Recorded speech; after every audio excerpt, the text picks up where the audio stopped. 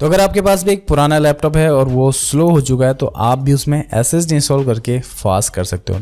तो आज हम देखने वाले हैं SSD इंस्टॉल करके सिस्टम को कितना फास्ट कर सकते हैं। तो अभी जो ये लैपटॉप है अराउंड 1 से 2 मिनट जो है बूट होने में यानी ऑन होने में टाइम ले रहा है, और करते हैं इस पर फटाफट से SSD इंस्टॉल और फिर आपको बताता हूँ कितना यहाँ पर जो है डिफरेंस आने वाला है। तो SSD इंस्टॉल करना काफ़ी इजी है, आप चाहो तो YouTube में काफ़ी वीडियो देख सकते हो।